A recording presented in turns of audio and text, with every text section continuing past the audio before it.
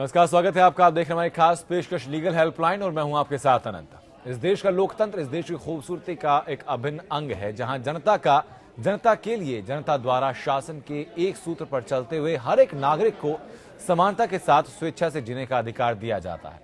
लोकतंत्र की आत्मा संविधान को कहा जाना गलत नहीं होगा और इसी संविधान का प्रियम्बल यानी संविधान की प्रस्तावना भी समाज के हर व्यक्ति के लिए समता और न्याय की बात करता है। कानून हर समस्या के सही प्रारूप में समाधान के लिए मौजूद है, लेकिन सही जानकारी ना होने या कानूनी पेचीदगियों के चलते एक बड़ा हिस्सा समाज का सही समय पर न्याय हासिल करने में असमर्थ महसूस करता है। और इसी अंतर को खत्म करने के लिए इंडिया लीगल रिसर्च फाउंडेशन की इनिशिएटिव लीगल हेल्पलाइन में हम यहाँ मौजूद हैं, आपकी हर कानूनी समस्या में आपकी सहायता के लिए। और आज जिस विषय पे आपके सामने हम आए हैं वो है FIR संबंधी क्या कानूनी प्रावधान है, और अगर आपकी FIR थाने में दर्ज नहीं की जाती तब आपके पास क्या हक रह जाते हैं, इसी पर आप चर्चा करेंगे। साथ ही साथ इसके अलावा कोई और भी कानूनी समस्या आपके सामने है, किसी और कानूनी समस्या से आप जूझ रहे हैं, तो आप सीधे हम तक जुड़ सकते हैं। स्क्रीन पर हमारी फोन लाइंस लगातार खुली हुई हैं, स्क्रीन पर नंबर लगातार फ्लैश हो रहे हैं, नंबर पर सीधे कॉल करके आप हमसे जुड़ सकते हैं और निःशुल्क और बेहतर कानूनी सहायता आप हमसे ले सकते हैं अपनी किसी भी कानूनी समस्या को लेकर।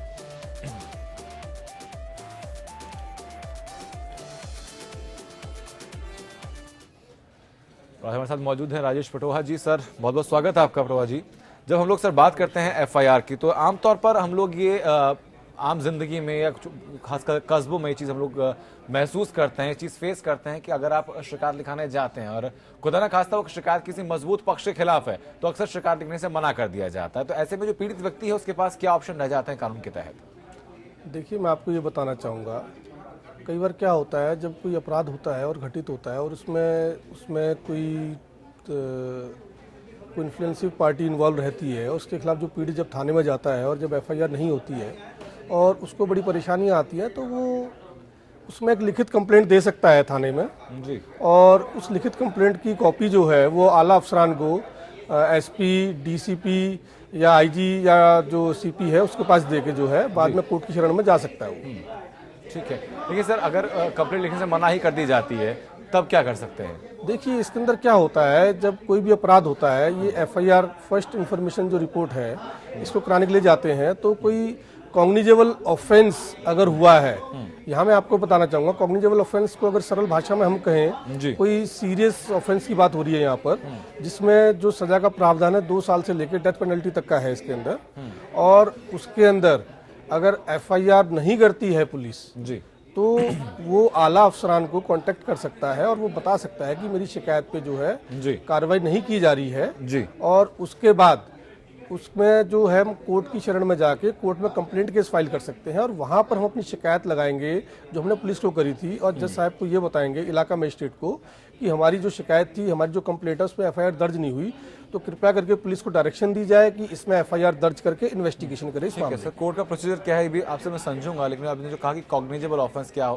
जो होते हैं, तो डिफरेंशिएट कैसे किया जाएगा, कैसे पता लगेगा कि कॉग्निजेबल की श्रेणी में आता है कि नॉन कॉग्निजेबल की श्रेणी में आता है? इसके अंदर क्या है, कानून में प्रावधान है, इसमें शेड्यूल 1 है जिसके अंदर दिया गया है कौन सा ऑफेंस की श्रेणी में आता है, कॉग्निजेबल श्रेणी में आता है या नॉन कॉग्निजेबल श्रेणी में आता है। अब कोई भी अपराध किसी व्यक्ति के साथ घटित होता है और वो सूचना लेके थाने में जाता है, तो वहाँ जो पुलिस अफसर जो वहाँ तैनात हैं उनकी ड्यूटी बनती है कि वो अगर कॉग्निजेबल ऑफेंस है तो FIR दर्ज करे, अगर कॉग्निजेबल ऑफेंस नहीं है और उसमें प्रिलिमिनरी इंक्वायरी करके वो उसमें लिखित में ये बताएगा उनको कि नॉन कॉग्निजेबल रिपोर्ट है ये, और ये नॉन कॉग्निजेबल ऑफेंस है, और नॉन कॉग्निजेबल रिपोर्ट बना के वो पीड़ित को देगा, जिसपे आगे वो ये कह सकता है कि आप जाके आप कोर्ट की शरण में जाके इसमें कोर्ट की डायरेक्शन पे कार्रवाई कर सकते हैं। ठीक है, क्या अपराध के किस अपराध में कितने वक्त की सजा मिलती है, क्या उसके आधार पर भी तय हम कर सकते हैं कौन सा अपराध कॉग्निजेबल है, कौन सा नॉन कॉग्निजेबल? हाँ जी, देखिए होता क्या है, जो कॉग्निजेबल ऑफेंस है उसमें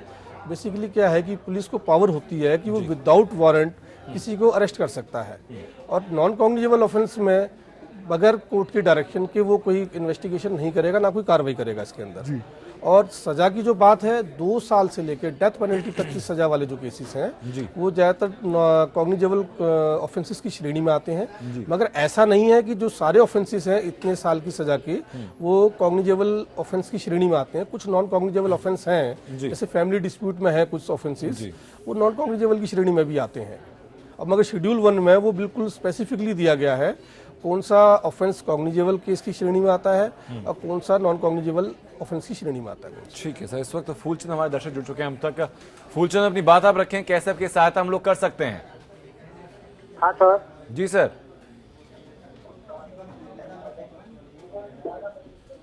फूलचंद, अपनी टीवी की वॉल्यूम पहले आप बंद कर लीजिए ताकि बेहतर तरीके से आपकी आवाज को हम लोग सुन पाएं।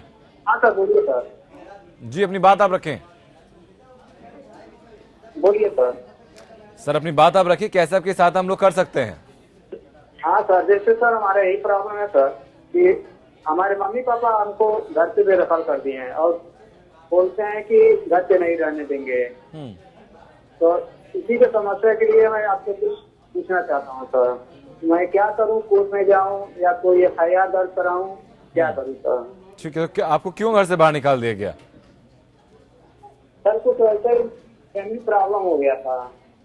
ठीक है पटवा जी। जी, देखिए ऐसा है, आप अपनी बात को पूरे तरीके से रखें। अगर कोई फैमिली डिस्प्यूट हुआ है आपका, आपके चाल चलन के कारण अगर आपको घर वालों ने बेदखल करा है और उसमें आप उसको अपोज करना चाह रहे हैं, अगर आपको लगता है कि आपको गलत किया गया है तो आप इसमें सिविल का दावा आप डाल सकते हैं, दीवानी मुकदमा डाल सकते हैं। उसके अलावा जो है आप जो है आपके माता पिता की जो प्रॉपर्टी है जिससे उन्होंने बेदखल करा है आपको चल अचल संपत्ति से, क्या वो दादा लाई है या नहीं है, ये सारी चीजें डिपेंड करती हैं आपकी समस्या के साथ। आप पूरे तरीके से अपनी जो समस्या है वो ये जो नंबर आ रहे हैं इसमें आप बताएं और अपनी भेजें डॉक्यूमेंट जो भी आपके। ठीक है सर, जो हम लोग बात कर रहे थे लगातार उस चीज़ की कॉग्निजेबल नॉन कॉग्निजेबल की, तो संज्ञेय अपराध को कहा जाता है जो कॉग्निजेबल ऑफेंस होते हैं।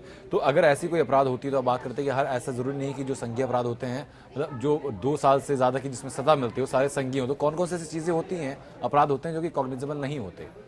देखिए, जैसे कि अगर किसी ने किसी को सिर्फ थप्पड़ मार दिया तो 323 का मुकदमा आता है जी, और ये नॉन कॉग्निजेबल ऑफेंस की श्रेणी में आता है ये। जी, इस तरीके से कई ऑफेंसेस हैं जो जिसमें 2 साल तक की सजा के प्रावधान है, वो नॉन कॉग्निजेबल ऑफेंस की श्रेणी में आते हैं। और उसमें जो पुलिस है वो विदाउट मजिस्ट्रेट की जो है गाइडलाइन के डायरेक्शन के वो कुछ उसके अंदर कार्रवाई नहीं कर सकते वो। ठीक है सर।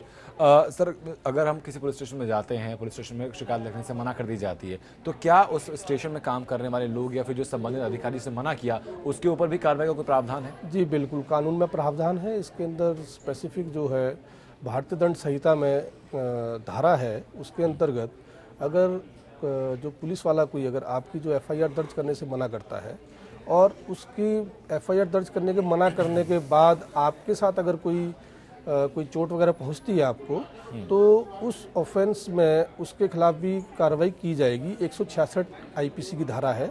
और अगर कोई लेडीज़ जिसकी कंप्लेंट पे अगर पुलिस ने FIR नहीं लिखी है तो उस संबंधित अधिकारी के खिलाफ भी 166A में मुकदमा दर्ज होता है, जिसमें 2 साल तक की सजा का प्रावधान है जिसके अंदर। जी ठीक है। इस वक्त रायपुर से KK शर्मा हमारे दर्शक। शर्मा जी, अपनी बात आप रखें, कैसे आपकी सहायता हम लोग कर सकते हैं?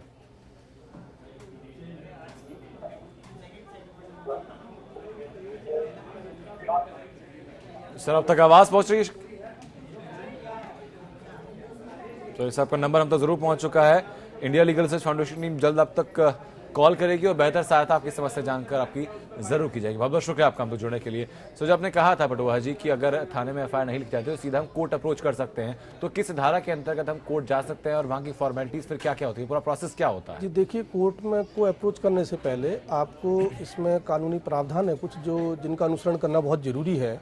उसके अंदर आपको अपनी जो शिकायत है लिखित में वो आपको संबंधित थाने में और आला अफसरान के यहाँ, जिलों में SP के यहाँ, IG के यहाँ, मेट्रोपॉलिटन सिटी है तो DCP साहब के यहाँ, SHO के यहाँ, DCP साहब के यहाँ और CP साहब के यहाँ दे के उसके बाद जो है आप 156(3) CRPC में प्रावधान है कि आप जज साहब के यहाँ एप्लीकेशन लगाएं और उनसे आप प्रार्थना करें कि आपके साथ जो ऑफेंस हुआ है वो कॉग्निजेबल की श्रेणी में आता है। तो जज साहब जो है उसमें कंसर्न थाने में SHO को डायरेक्शन देंगे कि इसके अंदर FIR दर्ज करके इन्वेस्टिगेशन की जाए मामले की। जी ठीक है। लेकिन सर, हम लोग सुनते हैं कि अगर थाने में FIR करना जरूरी नहीं, हम ऑनलाइन भी रिपोर्ट कर सकते हैं, ऑनलाइन भी FIR कर सकते हैं, तो उसका प्रोसेस क्या होता है? जी देखिए, ऐसा है, ऑनलाइन और बाय पोस्ट आप अपनी कंप्लेंट दे सकते हैं आगे, और उस कंप्लेंट पर अगर कोई कार्रवाई नहीं होती है, देखिए आजकल ऐसा है कि राज्य सरकारों को डायरेक्शंस हैं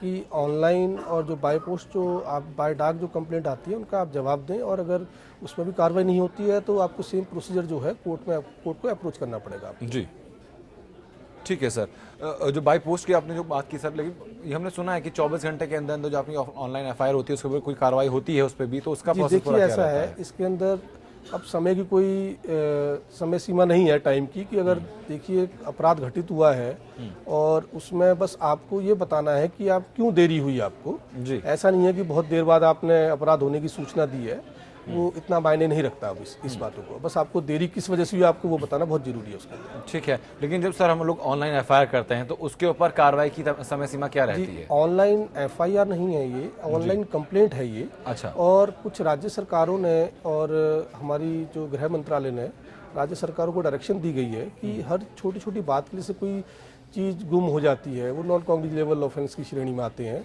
कि चोरी नहीं हुई है गुम हुई है, तो उस गुम हुई चीज़ के लिए आपको थाने जाना पड़े, वो उसके लिए उसको बाईपास करते हुए उन्होंने सीधा करा कि आप ऑनलाइन कोई चीज़ गुम हुई है तो आप एनसीआर कटवा सकते हैं उसके अंदर। जी ठीक है। कोई कागजात गुम हुए हैं आपके, या कोई चेक या कोई और संबंधित कागजात हैं जो आपके गुम हुए हैं, उसकी आप कंप्लेंट करा सकते हैं। ठीक है सर। इस वक्त उड़ीसा से भानु हमारे दर्शक। भानु अपनी बात आप रखें, कैसे आपकी सहायता हम लोग कर सकते हैं? हेलो। जी भानु। हेलो। सर आपकी आवाज हम तक पहुंच रही है, अपनी बात आप रख सकते हैं। हाँ जी। अपनी बात आप रखिए सर, आपकी आवाज हम तक पहुंच रही है भानु। हाँ बोलिए। हेलो। चलिए सर, आपका आवाज हम तक शायद ढंग से पहुंच नहीं पा रही है, आपका नंबर हम तक जरूर आ गया है। हमारी टीम की तरफ से आपको जल्द कॉल जाएगा, बेहतर सहायता आपकी की जाएगी। लखनऊ से फैसला हमारे दर्शक। फैसला अपनी बात आप रखें, कैसे आपकी सहायता हम लोग कर सकते हैं? हेलो। जी सर। अरे सर, यहाँ जो है हम जमीन की विवादित बात करना चाहते हैं। जी। ये जो गवर्नमेंट की जमीन है गौचरा नाम की, यहाँ कुछ लोग दबंगई से उस पर कब्जा कर रहे हैं। जी। ठीक।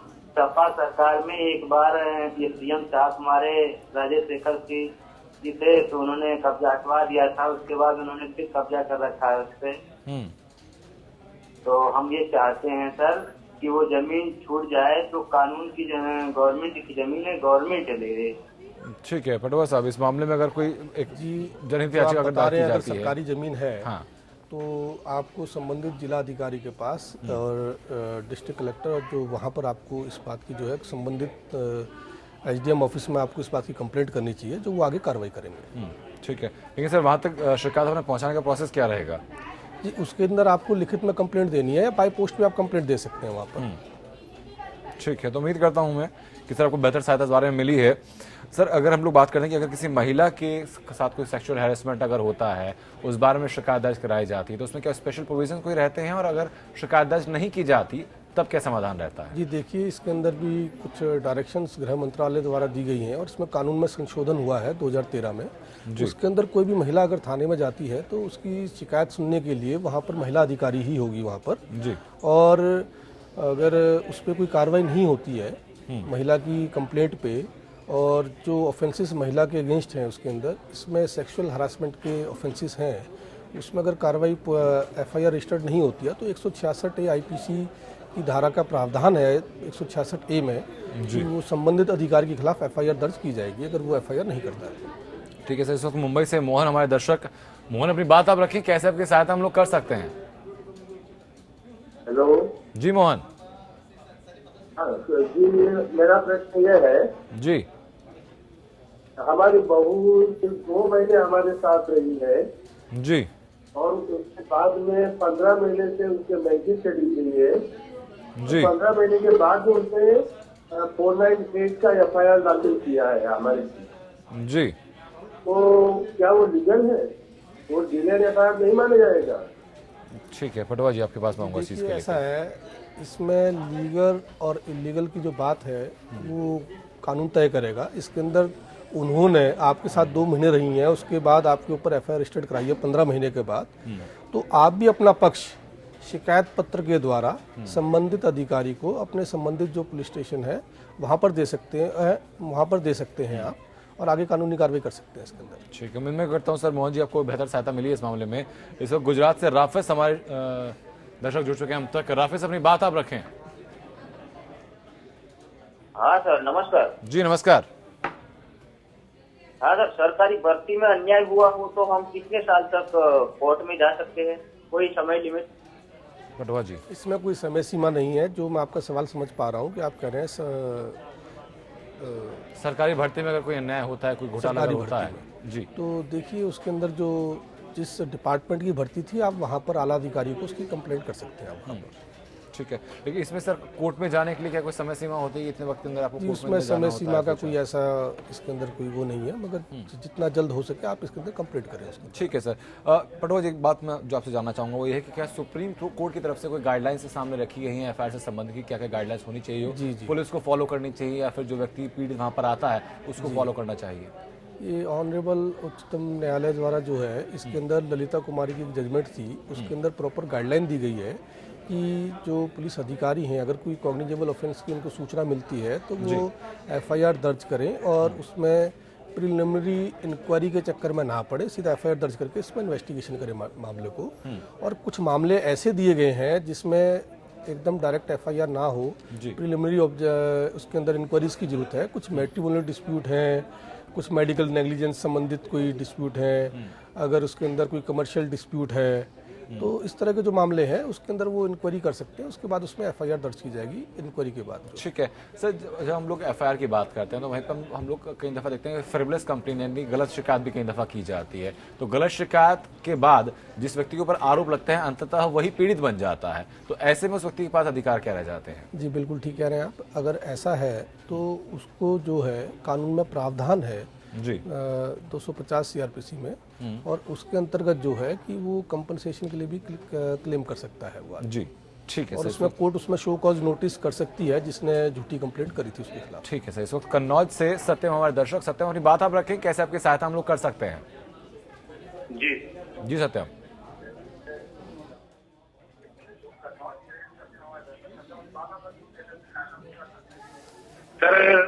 सर हमारे साथ पहले केस हुआ 2014 में। जी। तो उसमें सर किसी छोटा सा विवाद हुआ और बाद में एक व्यक्ति की मृत्यु हो गई, जी। जिसमें पोस्टमार्टम में भी रिपोर्ट में भी किसी तरह से चोट या कुछ भी घटना पे नहीं दिखाई दे रही है, और केवल झूठा फंसाने के लिए, पैसा लेने के लिए केवल सर केस कर दिया। उसमें 302 लगाई गई। सत्यम, दो चीजें हैं यहाँ पर। पहले तो अपने टीवी की वॉल्यूम पहले आप बंद कर लीजिए ताकि आपकी आवाज हम लोग सही तरह से सुन पाए। दूसरा की ये है कि आपका केस काफी पेचीदा मालूम होता है, तो बेहतर होगा कि इस केस से संबंधित जितने भी कागजात हैं वो सारे कागजात आप हम तक पहुंचा दीजिए, उनकी कॉपी पहुंचा दीजिए ईमेल के द्वारा। चाहे हमारा एड्रेस लगातार फ्लैश हो रहा है A9 सेक्टर 68 नोएडा, तो यहाँ पर आप उसकी कॉपी भेज सकते हैं। उसके बाद हम लोग बेहतर स्थिति में होंगे, कोई सहायता आप लोग आपकी हम लोग कर पाए। बहुत बहुत शुक्रिया आपका आपको जुड़ने के लिए। इस वक्त इलाहाबाद से भीम हमारे दर्शक। भीम, अपनी बात आप रखें, कैसे आपकी सहायता हम लोग कर सकते हैं? हाँ सर, हम ये जानना चाहते हैं कि जो गवर्नमेंट की तरफ से खाद्यान्न मजदूरों को, किसानों को, गरीबों को वितरित किया जाता है, तो हमारे यहाँ का कोटेदार कहता है कि कम आया है, नहीं आया है, नहीं देंगे, तो इसके लिए हम शिकायत कहाँ पे कर सकते हैं? बहुत वाजिब सवाल है पटवा साहब। ये देखते भी हैं जो ग्रामीण इलाके होते हैं वहाँ पर ये दिक्कतें बहुत सामने आती हैं। बिल्कुल सही कह रहे हैं आप। जो खाद्यान्न संबंधित जो आपके ये मामले हैं वो कहते हैं पीछे से आए नहीं, तो जो मिनिस्ट्री है तो आप वहाँ पर इसकी शिकायत कर सकते हैं। ऑनलाइन भी आप चेक कर सकते हैं। आपको इसके अंदर जो है कंप्लेंट करने के लिए जो है आपको ग्रामीण इलाकों में लोगों के पास इतनी एक्सेस होती नहीं है कि ऑनलाइन चेक कर पाएं। बहुत ही साधारण तरीका उनको बिल्कुल ठीक कह रहे हैं आप। उसके लिए आप जो है लिखित में शिकायत भेज सकते हैं उनको, डिपार्टमेंट को, और जहाँ पर खाद्यान्न डिपो वगैरह होते हैं वहाँ पर नंबर लिखा जाता है कि आप शिकायत कहाँ कर सकते हैं। ठीक है। तो खाद्यान्न डिपो वगैरह होते हैं वहाँ पर उसका नंबर वगैरह दिया गया आता है। जी ठीक है सर। उम्मीद करता हूँ सर मैं क्या बेहतर सहायता आपको मिली है। और सर, और मैं ब्रीफ में आपसे जानना चाहूँगी क्या क्या और चीज़ें पता होनी चाहिए व्यक्ति को अगर उसकी एफआईआर लिखी नहीं जाती है या सही तरीके से कार्रवाई नहीं होती है तो? जी देखिए, इसके अंदर खास बात क्या है, मैं बार बार जो कॉग्निजेबल नॉन कॉग्निजेबल ऑफेंस की बात करता हूँ, क्योंकि आम आदमी को तो नहीं पता कि जो अपराध उसके साथ घटित हुआ है वो किस श्रेणी में आता है। बिल्कुल। मगर कोई अपराध अगर हुआ है तो जिसको इस अपराध घटित होने की बारे में पता है और उसके साथ हुआ है वो जाके हिम्मत करे। जागरूकता होनी चाहिए हमारे अंदर, जागरूकता आनी चाहिए हमारे अंदर। डरने की कोई जरूरत नहीं है। आप संबंधित थाने में जाके आप अप्रोच करें। और अदरवाइज कई बार क्या होता है कि किसी के साथ बहुत ज़्यादा ज्यादती हो जाती है और कोई कॉग्निजेबल ऑफेंस होता है, वो संबंधित थाने में नहीं जा सकता, मगर वो किसी जो आसपास कोई और थाना है वो वहाँ जाके अपनी शिकायत लिखवा सकता है जी। और वो वहाँ पर जो पुलिस है वो उसे 0 FIR में लिख के और बाद में वो संबंधित थाने में जो है वो FIR को ट्रांसफर कर देगी, क्योंकि मामले की गंभीरता ऐसी होती है कई बार कि FIR दर्ज करके इन्वेस्टिगेशन करना बहुत जरूरी होता है और गिरफ्तारी करनी बहुत जरूरी होती है और वो 0 FIR की शेप में होती है और बाद में संबंधित थाने में वो ट्रांसफर कर दी जाती है। ठीक है सर, इस वक्त मऊ से गुड़िया हमारे दर्शक, गुड़िया अपनी बात आप रखें, कैसे आपकी सहायता हम लोग कर सकते हैं? हेलो जी गुड़िया अपनी बात आप रखें। गुड़िया आप तक आवाज पहुंच रही है हमारी? जी हाँ। जी अपनी बात आप रखें, कैसे आपकी सहायता हम लोग कर सकते हैं? हाँ सर, हम PM मोदी का नंबर चाहिए था हमें, हम बहुत ठीक है गुड़िया, इसके लिए आप वेबसाइट पर जा सकती हैं, वहां पर मंत्रालय का हर नंबर आपको मिल जाएगा, लैंडलाइन एक्सटेंशन वहां मिलेगी, अपनी समस्या वहां पर आप बता सकते हैं। बहुत बहुत शुक्रिया आपका हम तो जुड़ने के लिए, बहुत बहुत शुक्रिया पटवार जी आपका भी हम तो जुड़ने के लिए और बेहतर सहायता के लिए। इंडिया लीगल सर्च फाउंडेशन की इनिशिएटिव लीगल हेल्पलाइन में हम यहाँ मौजूद रहते हैं आपके लिए हर कानूनी समस्या में आपकी बेहतर सहायता के लिए। उद्देश्य हमारा यही है कि समाज के हर व्यक्ति के पास सही समय पर सही न्याय पहुंचे। इस बारे में अगर कोई भी दिक्कत आपके सामने आती है तो निसंकोच आप सीधे हम तो जुड़ सकते हैं और बेहतर और निःशुल्क कानूनी सहायता हमसे प्राप्त कर सकते हैं। नमस्कार।